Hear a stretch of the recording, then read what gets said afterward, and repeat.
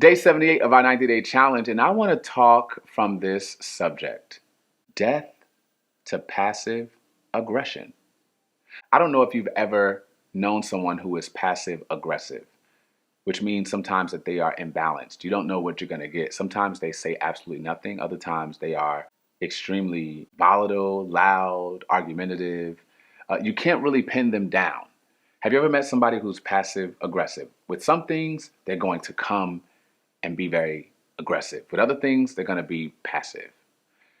And what I see in this particular story with Philemon is that Paul was neither passive or aggressive. In other words, he was able to have a hard conversation given difficult circumstances.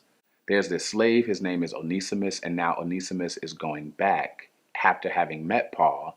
And Paul is saying to the one who owned Onesimus as a slave owner, when he comes back, not only do I want you to forgive him, but I also want you to treat him like he is a child of God, because he is. Stop treating him like a slave.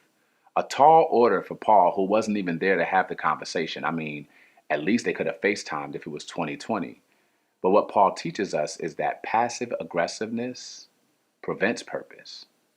I love that Paul was willing and was emotionally healthy enough to decide not to take what doesn't belong to him.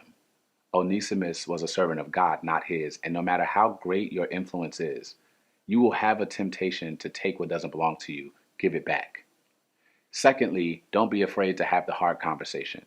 For some of you, you got to write a letter. For others of you, you need to send an email. For another of you, you need to text it or call. For another of you, you need to schedule an appointment to meet with them face to face. But no more passive aggressiveness. No more talking about people behind their backs.